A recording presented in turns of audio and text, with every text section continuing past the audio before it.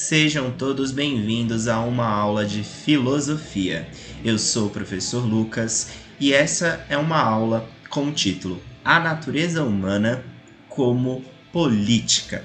Nessa aula, eu vou apresentar para vocês alguns pensamentos do filósofo Aristóteles. Para a gente começar, nós precisamos entender que nessa aula nós vamos relacionar o pensamento do Aristóteles com a política que nós temos atualmente. E o grande tema dessa aula é a palavra política. Bom, esse daqui é o nosso filósofo de hoje. O Aristóteles nasceu no ano 384 a.C. e ele morreu no ano 322 a.C. Aristóteles morreu com 62 anos de idade. Ele nasceu na Grécia. A gente marcou um ponto ali para vocês observarem. E Aristóteles dedicou muito tempo dos seus estudos a analisar a sociedade ao qual ele vivia e a falar sobre política. Mas o que será que as pessoas pensam sobre política?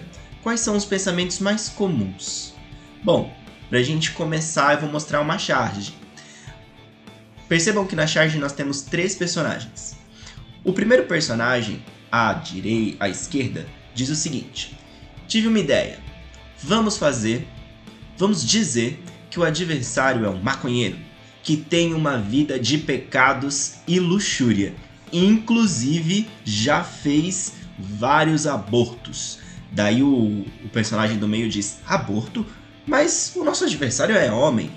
Aí o terceiro lá da direita diz: ótimo, os eleitores ficarão horrorizados. E aí? Só por essa imagem você diria que a política ela é levada a sério no nosso país? Bom, as pessoas pensam muitas coisas diferentes sobre política. Por exemplo, tem gente que diz que política, religião e futebol não se discute.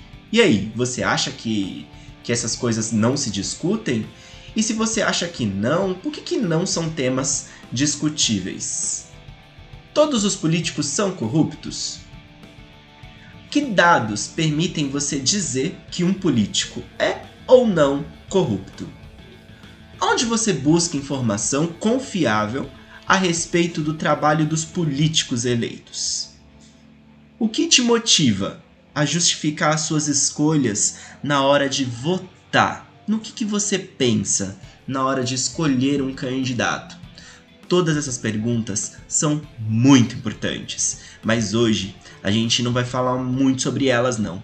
A gente vai falar mais sobre a palavra política, que é uma palavra muito importante para a filosofia. Para a gente começar, o Aristóteles definiu que o homem é um animal naturalmente político. Isso significa que não pode ser diferente. Será? Será que todas as pessoas nascem políticas naturalmente? Será que não dá para ser diferente disso? Isso significa que você é político. Você, querendo ou não, naturalmente você é político. Eu sou político. Todos são políticos. Isso é polêmico, né? Porque dizer naturalmente significa anular o contrário. Bom, vamos explicar o porquê que o Aristóteles usou essa palavra e cunhou essa expressão. Ele escreveu um livro chamado A Política. Nesse livro, ele estudou o que nos faz diferente dos outros animais. E o Aristóteles concluiu que a nossa forma de viver em comunidade nos torna diferente. A forma que nós vivemos, construindo cidades, criando regras para viver naturalmente nessas cidades e convivendo bem ou às vezes até mal, tudo isso nos torna diferente de outros animais. E ele vai dizer que a política é justamente essa vida coletiva que nós levamos juntos, unidos e agrupados num determinado espaço. Então, dizer que nós somos naturalmente políticos é o mesmo que dizer que nós estamos naturalmente fadados a viver uns com os outros. Nós precisamos conviver com outras pessoas. E o naturalmente significa alcançar o grau máximo dessa vida. Como assim alcançar o grau máximo? Se eu consigo conviver bem com várias pessoas, eu tenho uma vida política. Então, naturalmente, significa alcançar um grau máximo de uma vida em sociedade plena. E nós precisamos disso para nos sentirmos bem e para nos fazermos existentes. Isso também é afirmado pela filósofa Marilena Chauí. Ela diz que nós temos necessidade do outro e nós temos necessidade de coisas para nos fazerem bem.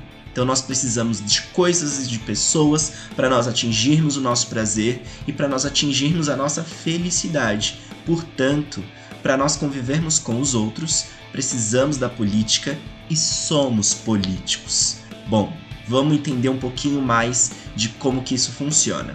Primeiro, um elemento fundamental da política é o uso da linguagem.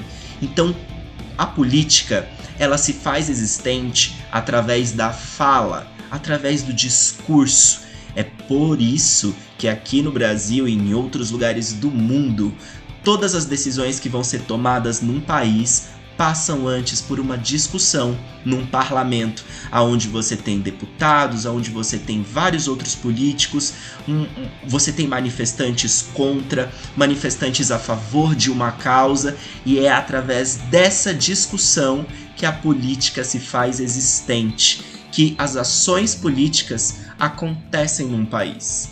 Bom, Aristóteles definiu também que o poder é público e ele deve ser regido por leis, ou seja, a política ela tem que ser organizada, ela tem que ser fiscalizada e ela é de todos. Esse poder tem que ser público e ele não pode ser de um soberano ou de um grupo ou de uma só pessoa, tá bom? Ele tentou definir quais são as diferentes formas de poder. E eu vou te apresentar agora uma tabela. Bom, na primeira coluna da tabela, a gente vai entender quem governa. E na segunda e na terceira coluna, a gente vai entender como funciona esse governo e como nós chamamos esse tipo de governo. Então, quando uma só pessoa governa, se essa pessoa governa de forma boa, virtuosa e para todos da sociedade, nós vamos chamar esse governo de monarquia. Mas, se essa única pessoa governa somente para os seus privilégios, não se importa com a sociedade, nós vamos chamar esse governo de uma tirania. Agora, quando nós temos um grupo de pessoas no poder, e se esse grupo de pessoas governa bem, pensando em todas as pessoas da sociedade, nós vamos chamar esse governo de aristocracia. Mas, se esse grupo de pessoas não governa pensando em todos da sociedade e pensa somente nos seus direitos, nos direitos do seu grupo, nós vamos chamar esse governo de oligarquia. Bom, existem regimes de governo em que todas as pessoas da sociedade podem participar. Mas, se todas as pessoas participam e realmente todas as pessoas são beneficiadas, são protegidas, têm leis e direitos, se realmente um governo age dessa forma, nós temos um governo constitucional. Agora, se dentro desse governo todos participam, mas só alguns têm direito, nós vamos chamar esse governo de democracia. Bom, essa terceira linha ela é um pouco mais complicada. Democracia é diferente para o Aristóteles do que nós temos hoje. Hoje o Brasil é uma democracia, por exemplo. Só que na época do Aristóteles, só participava da política homens que tinham um poder aquisitivo, que tinham dinheiro, que tinham recursos e tempo para participar da política. Então, e naquela época eles chamavam aquilo na Grécia de democracia. O Aristóteles observou o que era chamado de democracia naquela época e ele fez uma crítica. Para ele, aquela democracia era corrupta. Era uma forma de democracia em que só algumas pessoas da sociedade se beneficiavam disso. Por isso, ele definiu que o que no passado era chamado de democracia, na verdade, não era um bom governo, tá? E ele dizia que um governo em que todos participam e todos governam e é bom para todos é um governo constitucional, ok? E aí, vocês enxergam o Brasil em qual desses modelos? Bom, Aristóteles também disse coisas muito importantes, como por exemplo, o governo que uma sociedade tem, ele acaba sendo reflexo social do seu povo. E o povo acaba sendo da mesma forma e fazendo as mesmas coisas que o governo propõe ou que o governo age. Portanto, quando um governo é virtuoso e pensa em todos, a sociedade é uma sociedade que se preocupa com todas as pessoas da sociedade. Uma sociedade em que todos estão ligados, em que todos estão próximos. E nessa segunda imagem que apareceu aí, vocês olham 5 personagens e cada personagem representa um grupo social. O primeiro representa a mulher, o segundo representa o movimento de lésbicas, gays, travestis e trans. A do meio representa a luta do povo negro. Nós temos ali o quarto representando o povo nordestino e nós temos ali o quinto representando o indígena. E se o nosso governo fosse virtuoso, um governo constitucional, em que todos os grupos pudessem participar e em que todos os grupos estivessem amparados, protegidos e com seus direitos preservados, nós seríamos um governo constitucional. Se nós tivéssemos um governo realmente hoje virtuoso, esses grupos não passariam por problemas como racismo, como homofobia e como diversos outros problemas. Se hoje esses grupos sociais, eles sofrem com os preconceitos, com a violência, é reflexo de algo que o nosso governo deixa de fazer. Então, o nosso governo, ele às vezes se encaixa mais nessa terceira imagem que vocês estão vendo aqui, que é uma imagem em que quando o governo é corrupto, a sociedade tende a ser corrupta, a sociedade tende a ser violenta e a sociedade tende a não respeitar o outro. Nós temos ali na imagem uma pessoa molhando a mão da outra, todos pensando provavelmente naquilo que lhe interessa e não no que interessa à sociedade. E aí, tá conseguindo acompanhar? Se você ficar com dúvida, é importante, você pode voltar essa aula a qualquer momento. E não se esqueça, no final nós temos exercícios. A palavra política tem muito a ver com a palavra ética. Essas duas expressões, elas têm significados diferentes, mas uma se conecta com a outra. Para você entender melhor, política é a forma como vivemos juntos e construímos a nossa felicidade. E o que deve ser feito para o bem de cada um e de todos. Isso é política. Política é um bem coletivo. Ela é de todos. E todos nós precisamos dela para vivermos bem e somos parte dela.